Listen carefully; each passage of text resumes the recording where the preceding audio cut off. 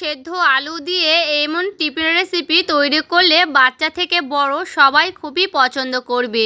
এইভাবে একবার হলো বাড়িতে ট্রাই করে দেখতে পারেন। নমস্কার বন্ধুরা, অমৃতাদি কুকিং চ্যানেলে সবাইকে স্বাগত জানিয়ে আবারও হাজির হয়েছি। তো যে সকল বন্ধুরা ইউটিউব চ্যানেল থেকে দেখছেন তারা প্লিজ চ্যানেলটাকে সাবস্ক্রাইব করে আমার পাশে থাকবেন, আর যারা ফেসবুক থেকে দেখছেন তারা পেজটাকে ফলো করে রাখবেন। স্কিপ না করে পুরো রেসিপিটি দেখার অনুরোধ রইল। তো চলুন রেসিপিটি শেয়ার করা যাক। দেখুন বন্ধুরা, নিয়ে নিয়েছি বাটি মেপে আটা। আমি 2 বাটি মেপে নিয়ে নিয়েছি আটা। দেখুন দিয়ে দিচ্ছি অল্প পরিমাণে চিনি, দিয়ে দিচ্ছি লবণ। এরপরে দেখুন খুব ভালো করে এখানে আমি লবণ আর চিনিটাকে একটু ভালো করে মিশিয়ে নিচ্ছি। তো এইভাবে কিন্তু শুকনো উপকরণগুলো একটু ভালো করে মিশিয়ে নিতে হবে। এরপরে আমি দিয়ে দিচ্ছি জল। এখানে আমি অল্প অল্প করে দেব জল, আর এখানে অল্প অল্প করে আটাটাকে মাখিয়ে নেব।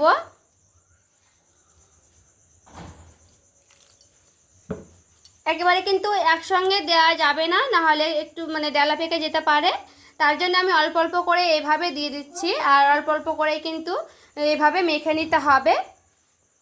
তো খুব ভালো করে কিন্তু এইভাবে আমি আটাটা মাখিয়ে নিচ্ছি। আর এখানে দেখুন খুব সুন্দর করে একটা ড্রো করানো হয়ে গেছে।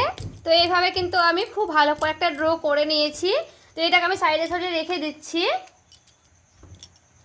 দেখুন আমি সেদ্ধ আলু নিয়েছি, আলুর খোসাগুলো আমি আগে থেকে ছাড়িয়ে নিয়েছি। এখানে একটা গ্রেটার নিয়েছি, গ্রেটারটা দিয়ে খুব ভালো করে আলুটাকে গ্রেট করে নেব। এখানে আলুটা গ্রেট করে নিলে বেশি ভালো হবে বন্ধুরা, তার জন্য কিন্তু আলুটা আমি গ্রেট করে নিচ্ছি। এখানে গ্রেটারটা দিয়ে গ্রেট করে নিলে আলুটা দলা পাকে দানা দানা থাকে না, একেবারে মিহি হয়ে কিন্তু একেবারে গ্রেট হয়ে যাবে। তো আমি এইভাবে কিন্তু সবগুলো আলু এইভাবে আমি গ্রেট করে নিচ্ছি। আর দেখুন খুব ভালো করে কিন্তু গ্রেটার দিয়ে গ্রেট করে নিলাম। এখন একটা বাটি নিয়েছি, আর একটা নিয়েছি ডিম। ডিমটাকে আমি খুব ভালো করে ফাটিয়ে নিলাম। দেখুন অল্প পরিমাণে দিয়ে দিচ্ছি লবণ। এরপরে একটু ভালো করে এইভাবে আমি ফেটিয়ে নিচ্ছি। ডিমটা খুব ভালো করে ফেটিয়ে নিতে হবে। দেখুন আমি একটা কড়াই বসিয়ে নিয়েছি, কড়াই দিয়ে দিচ্ছি সরিষার তেল। তেলটা দেখুন খুব ভালো করে গরম হয়ে গেছে। এরপর আমি কেটে রাখা দিয়ে দিচ্ছি পেঁয়াজ। এখানে আমি 2 থেকে 3টের মতো পেঁয়াজ কেটে রেখেছিলাম। এরপরে পেঁয়াজটাকে খুব ভালো করে লাল লাল করে ভেজে নেব। এখানে দেখুন পেঁয়াজটা কিন্তু খুব ভালো করে লাল লাল করে ভেজে নিতে হবে। তো এখানে আমি খুব ভালো করে দেখুন পেঁয়াজটা কিন্তু লাল লাল করে ভেজে নিয়েছি। এখানে আমি একটা শুকনো লঙ্কা নিয়েছি, লঙ্কাটা আমি ভেঙে দিলাম, এরপর আমি দিয়ে দিলাম। এরপরে লঙ্কাটাও খুব ভালো করে ভেজে নেব। এরপরে দিয়ে দিচ্ছি অল্প পরিমাণে লবণ, দিয়ে দিচ্ছি হলুদের গুঁড়া। এরপরে খুব ভালো করে পেঁয়াজটার সঙ্গে এভাবে আমি নাড়াচাড়া করে নিচ্ছি। এরপরে দেখুন ফেটানো ডিমটা আমি দিয়ে দিচ্ছি। এরপরে ডিমটা দিয়ে হালকা করে একটু এভাবে আমি রেখে দেব। তারপরে পেঁয়াজের সঙ্গে খুব ভালো করে এভাবে আমি নাড়াচাড়া করে নিচ্ছি। এরপরে দেখুন ডিমটা কিন্তু খুব ভালো করে ভেজে দিতে হবে, একেবারে ঝুড়ি করে, যেন কাঁচা গন্ধ না থাকে ডিমের। এইভাবে কিন্তু ভেজে নিতে হবে। ডিমটা দেখে বুঝতে পারবেন যে একেবারে ভালো করে ভাজা হয়ে গেছে। এরপরে আমি গ্রেট করা আলুটা দিয়ে দিচ্ছি।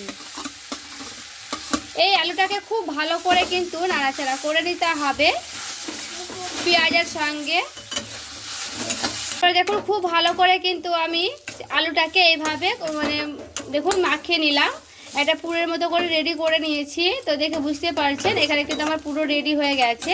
তো এটাকে আমি নামিয়ে নিচ্ছি, তারপরে আবার ফিরে আসছি। আর এখানে দেখুন ডোটা আমি নিয়ে চলে এসেছি।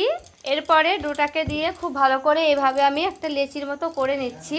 তো এখানে যেমন পরিমাণে আপনারা করবেন তেমন পরিমাণে কিন্তু আটা নিয়ে নিতে পারেন। তো এটা আমি আটা দিয়ে তৈরি করব স্বাস্থ্যকরভাবে বন্ধুরা।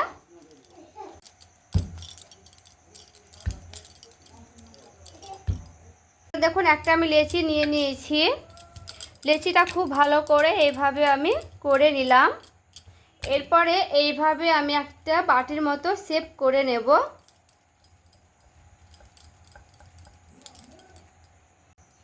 আর এখানে দেখুন খুব সুন্দর একটা বাটির মতো শেপ করে নিয়েছি।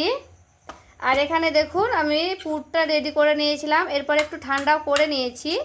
আর এই পুরটা কিন্তু একেবারে শুকনো শুকনো হবে, দেখবেন ঠান্ডা হয়ে গেলে কিন্তু একেবারে শুকনো হয়ে যাবে।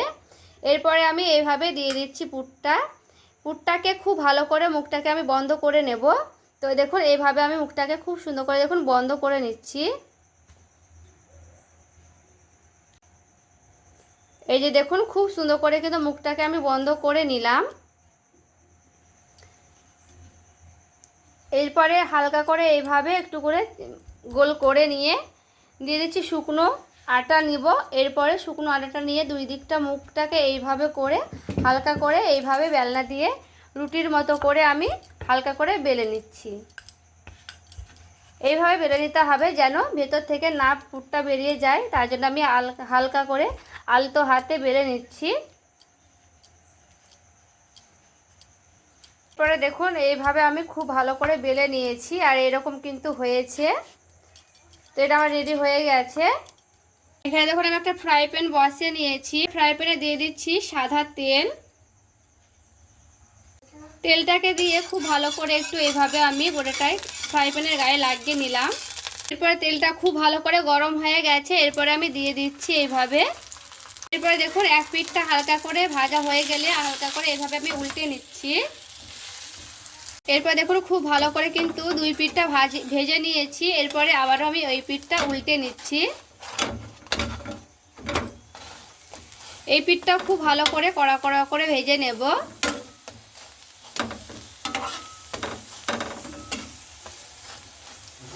এরপরে দেখুন খুব ভালো করে কিন্তু দুই পিঠটা ভাজানো হয়ে গেছে। তো এইভাবে কিন্তু খুব সুন্দর করে ভেজে নিতে হবে। আর দেখুন ওপর থেকে কিন্তু খুব সুন্দর মুচমুচে করে ভাজানো হয়ে গেছে। তো এইটা আমি নামিয়ে দিলাম। আরও একটা আমি করে দেখাচ্ছি। এইভাবে খুব ভালো করে দেখুন বাটির মতো করে শেপ করে নিয়েছি। আর এইভাবে কিন্তু খুব ভালো করে একটা বাটির শেপ করে নিতে হবে। এরপরে পুরটা আমি এভাবে দিয়ে দিচ্ছি দেখুন খুব ভালো করে।